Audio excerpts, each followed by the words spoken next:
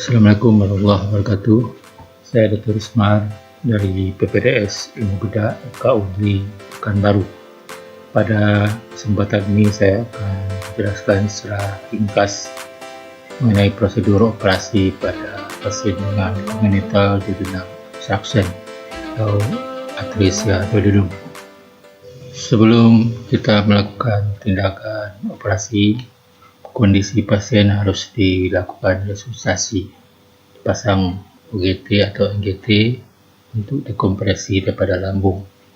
Kalau pasien dengan dehidrasi, lakukan resusitasi, dan kalau pasien dengan gangguan elektrolit, dikoreksi gangguan elektrolit. Berikan antibiotik, kemudian vitamin K, dan sebaiknya sudah diberikan parenteral nutrisi pada hari pertama. Ada beberapa macam tipe operasi pada pasien dengan atresia duodenum. Yang pertama adalah duodenostomy. Ini yang paling sering kita kerjakan dan merupakan standar pada pasien dengan atresia duodenum. Selanjutnya duodenostomy. Ini sudah jarang digunakan dan sudah ditinggalkan. Digunakan pada pasien dengan atresia duodenum pada duodenum pars 3 atau pars 4. Gastroionostomy sudah tidak dianjurkan lagi untuk dilakukan pada pasien dengan atresia duodenum. Operasi dilakukan dengan anestesi umum, pasiennya terlentang, supine, dilakukan pencucian, draping secukupnya. Insisi dilakukan transversal di atas umbilicus di kanan atas, dimulai dari garis midline sampai dengan pinggir daripada musculus rectus. Insisi juga bisa dilakukan melalui trans-umbilical approach, itu omega shape insisi. Setelah dibuka peritoneum, kita nilai keseluruhan intra-abdomen. Selanjutnya dilakukan manuver Cooker dan dinilai lambung dan duodenum. Biasanya duodenum yang proksimal akan menebal dan dilatasi, dan dinilai juga apakah ada malrotasi. Kemudian kolon dibebaskan dengan melakukan sayatan di bagian lateral, dan kolon digeser ke medial, dan duodenum pars 1 dan 2 juga dibebaskan, dan kita bisa mengidentifikasi duodenum yang dilatasi. Itu bagian proksimal. Duodenum yang pars distalnya, yang bagian distalnya dibebaskan sampai ke ligamentum teres, dan dinilai tipe atresia duodenum, apakah duodenum dengan tipe 1, tipe 2, atau tipe 3. Dan seperti yang disebut di atas, duodenum distal dibebaskan secara retrograd sampai ke ligamentum teres. Dilakukan evaluasi secara cermat pada sisi yang atresia. Apakah atresianya tipenya yang intrinsik atau ekstrinsik? Kalau dia ekstrinsik, apakah ada malrotasi? Apakah ada lead band? Apakah ada anular pankreas? Kalau yang intrinsik, apakah ada dengan Windsor web? Bisa kita nilai dengan melakukan kompresi pada lambung, sehingga nanti duodenum yang proksimal akan dilatasi, dan kita lihat ada indentasi di proksimal obstruksi, dan kalau kita temukan biasanya itu adalah Windsor web. Selanjutnya kita lakukan duodenostomy yang populer dilakukan sekarang menurut metode Kimura. Pertama kita lakukan tackle di bagian proksimal obstruksi di bagian tengah, kira-kira 1 cm di atas batas bawah daripada obstruksi. Kemudian dilakukan sayatan sekitar 1 sampai 1,5 cm. Untuk bagian distal kita lakukan sayatan secara longitudinal. Panjangnya disesuaikan dengan sayatan yang di proksimal. Kita lakukan sayatan di anti-mesentrik. Prosedur Kimura ini mempunyai banyak keuntungan. Biasanya pengosongan duodenum lebih cepat dan lebih bagus, dan bisa dilakukan early feeding, dan hospital stay-nya juga lebih pendek, dan stoma diamond shape-nya lebih lebar dan jarang terjadi stenosis. Kita lakukan penjahitan dengan benang absorbable 50 atau 60, jahitan interrupted seperti yang kita lihat dalam slide. Sebelum kita melakukan penjahitan, kita harus mengidentifikasi muara daripada ampula bateri.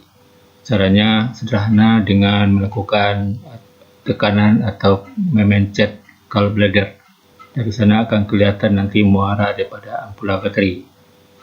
Dan hindari penjahitan di sekitar ampula bateri. Kadang-kadang kita membutuhkan transanastomosic feeding, tapi ini masih kontroversial. Sebelum kita melakukan anastomose, pastikan dulu bagian distal patent dengan memasukkan NGT, kemudian diuji patensi bagian distal. Dan kita jarang melakukan tapering pada bagian proksimal, walaupun bagian proksimal daripada duodenum itu melebar. Sekarang anastomose side to side, duodenostomy side to side. Ini sama dengan yang duodenostomy diamond shape yang menurut Kimura, tapi di sini kita lakukan insisi yang bagian proksimal dan distalnya secara longitudinal. Kita lakukan insisi dengan ukuran yang sama, kemudian kita lakukan penjahitan interrupted dengan benang 50 atau 60, benang absorbable. Seandainya kita temukan waktu membuka duodenum adanya web ini harus kita eksisi, pastikan tidak ada trauma pada muara ampula bateri. Sekarang untuk yang ada web penetrated, kita bisa juga melakukan endoskopi eksisi. Biasanya membran tadi menyambung dengan otot daripada duodenum. Jadi kita betul-betul harus melakukan membranektomi secara utuh. Dan kalau seandainya cuma kita melakukan membranektomi, insisinya longitudinal tapi penjahitan transversal, itu disebut dengan heinekemiculis epiduodenoplasty. Sampai sekarang tetap jadi kontroversi apakah diperlukan transanastomosic tube, dan menurut kepustakaan terakhir jarang digunakan lagi untuk pemasangan tube transanastomose, sebab dengan pemasangan transanastomosic tube akan memperlama atau memperpanjang hospital stay, dan biasanya tube itu sering menyebabkan robeknya anastomose. Kalau kita temukan ada penyebabnya adalah anular pankreas, pankreasnya tidak boleh dilakukan dipotong, cukup dilakukan duodenostomy. Kalau pasien dengan malrotasi, dilakukan leg prosedur. Seandainya ditemukan bersamaan atresia duodenum dengan atresia esophagus, prosedurnya sama dengan operasi atresia esophagus, di mana dilakukan ligasi daripada pistel dan anastomose esophagus end to end, dan dikerjakan bersamaan. Tapi kalau pasiennya tidak memungkinkan dilakukan bersamaan operasinya, bisa dilakukan delay primary suture pada pasien dengan atresia esophagus. Yang untuk atresia esophagusnya cukup dilakukan ligasi dan esophagostomy, dan selanjutnya lakukan gastrostomy. Komplikasi yang sering pada atresia duodenum pertama adalah leakage anastomose, kemudian obstruksi fungsional daripada duodenum yang proksimal karena terlalu dilatasi bagian yang proksimal, tapi biasanya akan membaik sendiri. Kemudian bisa terjadi anastomose stenosis, kemungkinan karena kita terlalu kecil membuat lubang atau stoma duodenostomy. Bisa juga terjadi post operasi adesi.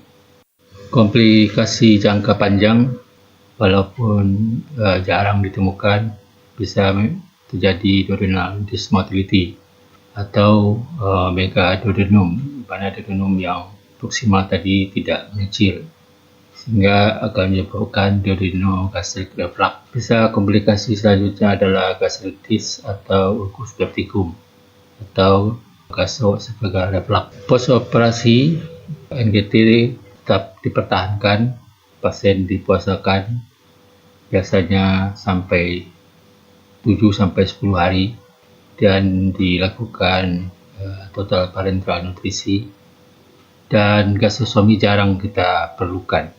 Dan pada pasien yang megaduodenum bisa dilakukan dari anastomosis untuk dilakukan tapering, duodenoplasti atau aplikasi. Yang sering jadi jebakan atau kita lupakan pada operasi arterioseminum, pertama level obstruksi kadang-kadang tidak kita identifikasi dengan baik, mungkin karena adanya Winslow deformitas.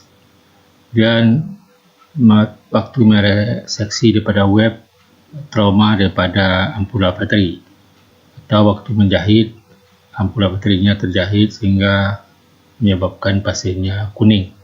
Jadi hindari trauma daripada ductus coedochus. Demikianlah paparan singkat mengenai operasi pada pasien atresia duodenum. Semoga bermanfaat dan terima kasih. Assalamualaikum warahmatullahi wabarakatuh.